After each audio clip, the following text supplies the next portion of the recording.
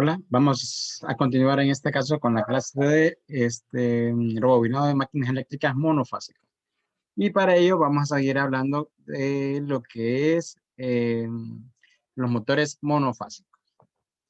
En este caso, para ir recapitulando un poco, ya hemos hablado de lo que son los motores universales, de las partes, de cómo funciona y cómo está construido. Y en este caso también de las principales fallas. Hoy pues vamos a comenzar con un tema nuevo en el segundo parcial y vamos a estar hablando entonces de los motores monofásicos fase partida. Entonces, este tipo de motores monofásicos es el tipo de motor monofásico de hecho más común.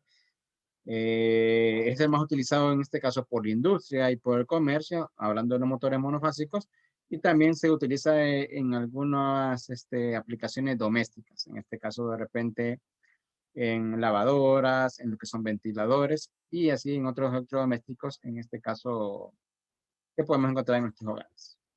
Ahora, para ir entendiendo en este caso cómo funciona lo que es un motor monofásico de pase de partida, entonces vamos a introducirnos en este caso en lo que son los motores asíncronos. En este caso, este motor monofásico es un tipo de motor asíncrono.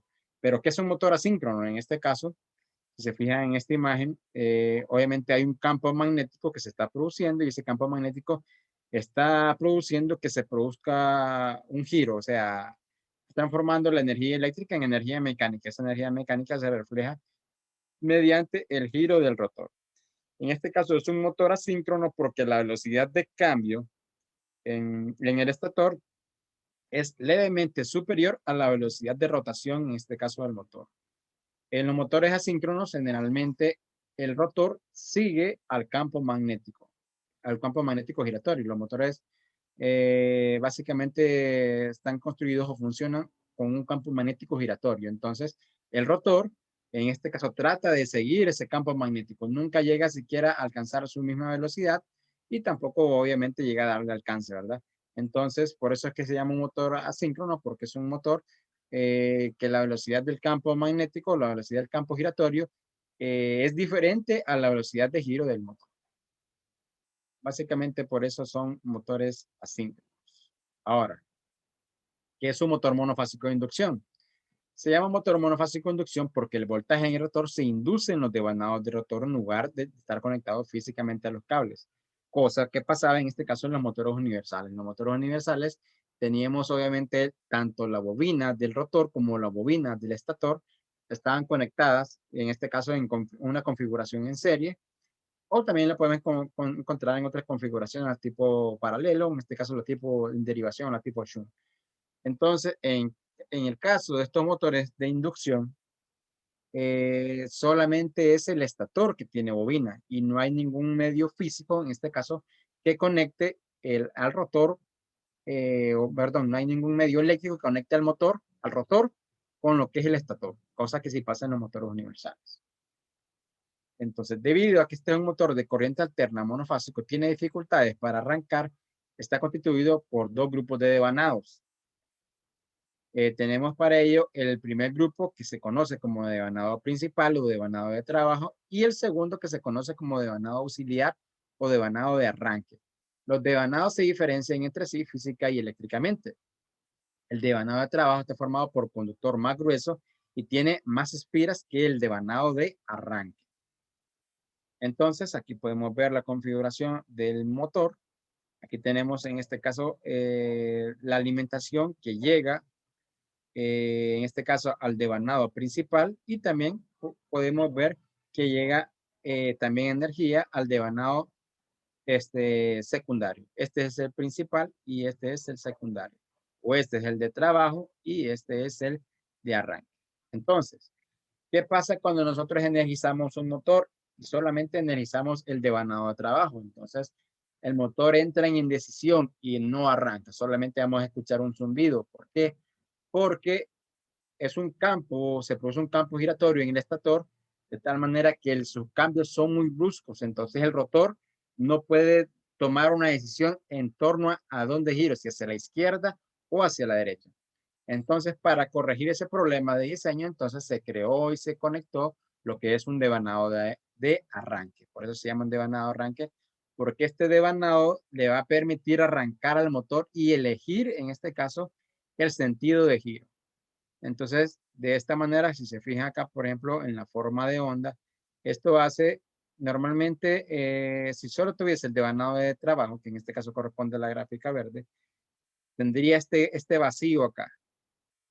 Entonces, este vacío acá, este vacío que observamos acá entre este punto de línea verde y este punto, esta línea verde, entonces no permite que el motor arranque. En cambio, cuando le conectamos el devanado de arranque, entonces esta señal acá, o esta señal, o esta señal prácticamente de voltaje, me va a garantizar que el motor pueda establecer una dirección de giro. Ya. Entonces, una vez que el motor ha establecido su velocidad o ha alcanzado o ha elegido un sentido de giro y este motor alcanza la velocidad nominal, entonces el devanado de arranque se desconecta.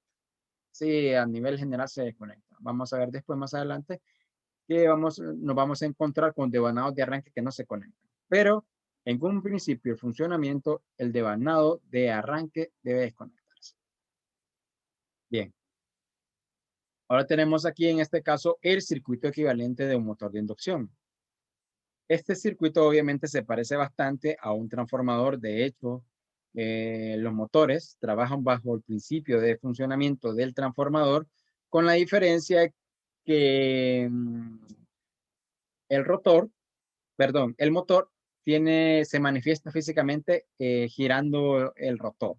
Y en este caso el transformador obviamente no tiene ninguna pieza mecánica el cual pueda girar, ¿verdad?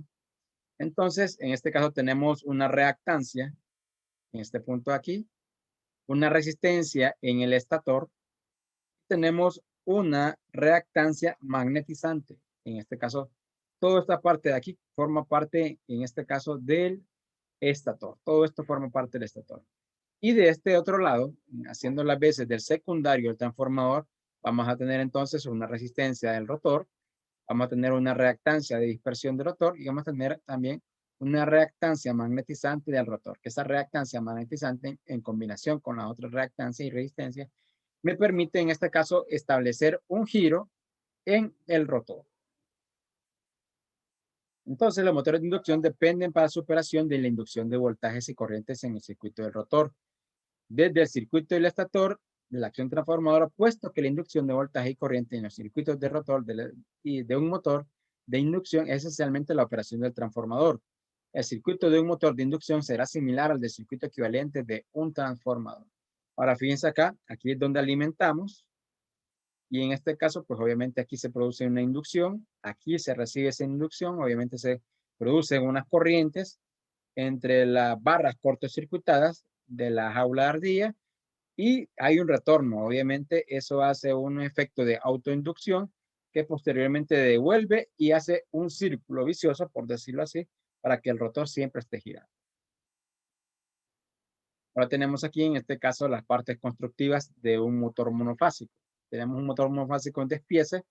Ya hemos visto, por ejemplo, cómo está construido un motor trifásico y vamos a establecer ciertas diferencias acá. Entonces siempre tenemos lo que es un estator, en esta parte de aquí, obviamente un estator que está bobinado. Tenemos un rotor en esta parte de aquí, que es un rotor de tipo de jaula de ardilla. Obviamente podemos ver su eje aquí.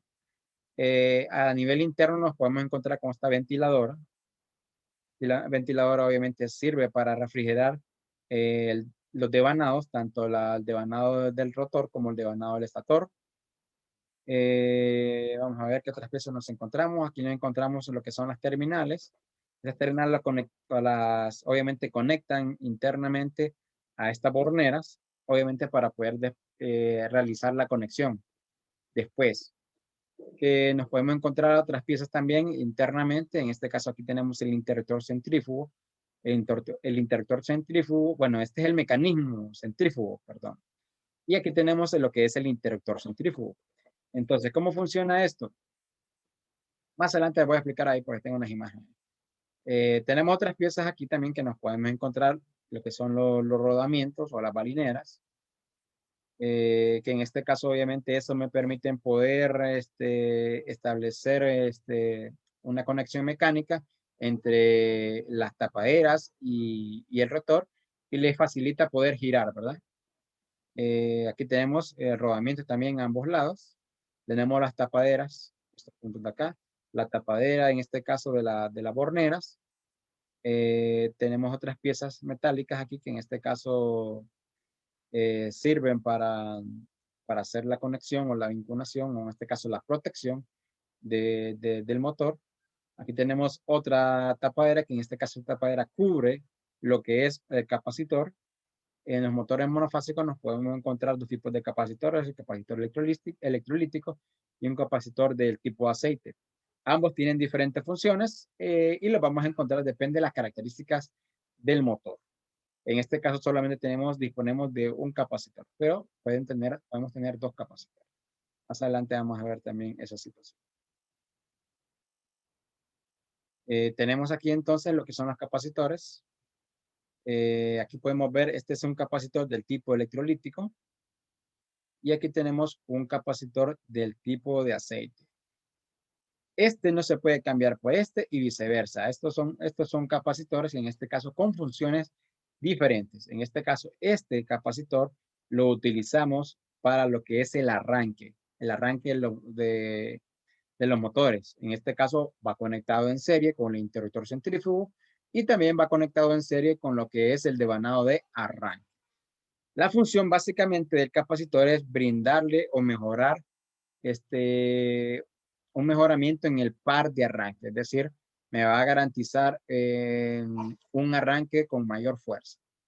Lo mismo pasa también con el capacitor. A diferencia de este capacitor va conectado de manera permanente en algunos tipos de motores. Ya vamos a ver más adelante. Este tipo de motor, este tipo de capacitor va conectado permanentemente y obviamente se utiliza en motores donde el devanado de arranque siempre va a estar conectado a la red. Y vamos a ver sus pequeñas variaciones. Ahora, estos, a diferencia de los motores trifásicos, como es un dispositivo eléctrico, podríamos decir, externo al funcionamiento del motor, puede fallar. Entonces, este dispositivo siempre debe ser sujeto de observación a la hora de realizar un mantenimiento. Y obviamente, si fuese el caso que el capacitor está malo, entonces debe sustituirse por un capacitor del mismo valor de este caso de diseño. Por ejemplo, aquí podemos ver, tenemos aquí ese motor starting, que es, en este caso sería para motor de arranque, o en este caso capacitor para motor de arranque. Y aquí podemos ver en este caso la capacitancia. En este caso, este capacitor tiene una capacitancia que va entre 189 y 227 microfaradios. Este es el nivel de capacitancia que nos encontramos en este capacitor.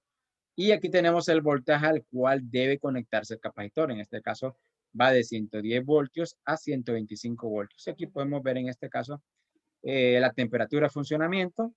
Puede funcionar hasta más o menos 85 grados Celsius. Y aquí podemos ver la frecuencia que puede trabajar indistintamente tanto a 50 como a 60 Hz. Ahora, una diferencia que podemos identificar en este tipo de capacitores es la capacitancia que nos encontramos en esto. Por ejemplo, este capacitor electrolítico tiene una capacitancia de entre 189 y 227 microfaradios. En cambio, en este capacitor, que es un capacitor de aceite con funciones diferentes dentro del motor, tiene una capacitancia mucho menor. Ya. Entonces, eso se debe a que su función es muy diferente a la función que realiza este capacitor. Ahora, podemos observar aquí, por ejemplo, las diferentes capacidades de los capacitores que nos podemos encontrar. Por ejemplo, nos podemos encontrar capacitores de 60 a 70 microfaradios para motores de 1/8 de HP. Por ejemplo, ¿dónde nos podemos encontrar motores con esa capacidad?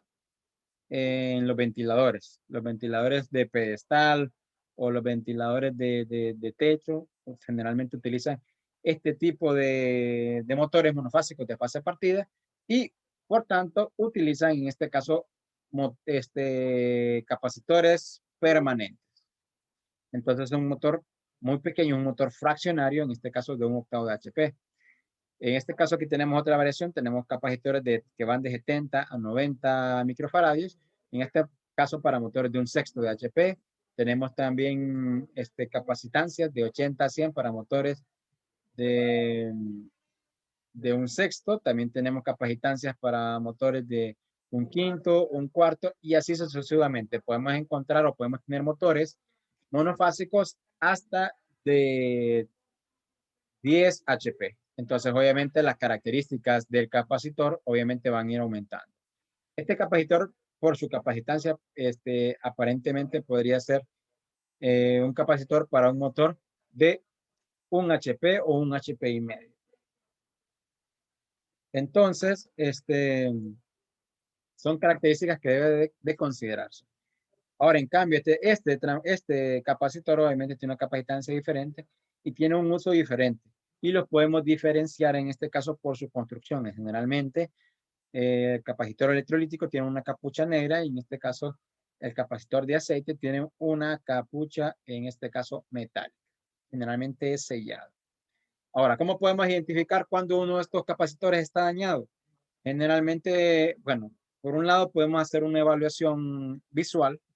En este caso, este tipo de motores suele fallar en este punto de aquí. Podemos ver que el capacitor está, por decirlo así, chorreado. En este caso ha empezado por su funcionamiento, por el tiempo, por lo que sea, sobrecarga. Entonces, el capacitor empieza a tirar fuera, en este caso, algún tipo de líquido. Tiene un olor particular también. En este caso, generalmente se infla, ¿verdad? Pero en este caso, como es una capucha bastante fuerte, bastante dura, entonces lo que hace es que se hincha y se hincha por esta parte de aquí. Este tapón se suele salir por acá. En cambio, este capacitor, obviamente como una estructura mucho más rígida porque es metálica, difícilmente podemos observar visualmente. Entonces, lo que toca hacer es hacer una revisión con un medidor. Idealmente tiene que ser con un capacímetro. Pero si no tuviésemos un capacímetro, podemos utilizar un medidor convencional en la función de ohmómetro y hacer unas pruebas de carga y descarga del capacitor. Con eso vamos a poder comprobar que el capacitor no está en cortocircuito. No vamos a poder comprobar si la capacidad del capacitor está en óptimas condiciones. Entonces es algo que tenemos que valorar a la hora de realizar un mantenimiento, ya sea preventivo o correctivo, a los motores monofásicos. Si no está fallando el devanado, entonces hay que revisar en este caso los capacitores. Otro elemento que es de continuo mantenimiento en los motores monofásicos es el interruptor centrífugo. En este caso, pues depende del fabricante, lo podemos encontrar de diferentes construcciones. En este caso, esta parte de aquí va sujeta a lo que es el rotor. Va sujeto al eje del rotor. En este caso se sujeta mediante un tornillo prisionero o dos tornillos prisioneros que en este caso se encargan de fijar el mecanismo centrífugo, en este caso sobre el eje del rotor. Entonces, cuando el motor empieza a girar, estos dispositivos aquí, como vemos aquí, se desplazan, en este caso se mueven. Entonces, al desplazarse, entonces esta parte plástica está en contacto con estos puntos de aquí, está en contacto con estos puntos de acá, entonces hacen o ocasionan que el interruptor pueda cambiar de estado, pueda cambiar de abierto a cerrado. Entonces aquí podemos ver, en este caso este es un esquema, en este caso de funcionamiento. Para ello, obviamente, cuando el motor, eso es en estado normal, fíjense acá, en estado normal, este contacto está en este punto. Esto quiere decir que esto va a cerrar el circuito para que esté conectada el bobinado de arranque. Una vez que en este caso el motor empieza a girar, obviamente el devanado de arranque está conectado, entonces a medida que empieza a girar, entonces esa fuerza centrífuga que se produce en el eje hace que en este caso estos contrapesos se desplacen hacia adentro. Entonces al desplazarse hacia adentro, esta parte de aquí obviamente hace que se mueva de posición y en este caso el contacto pasa de esta posición cerrado en este caso, a esta posición que sería abierto.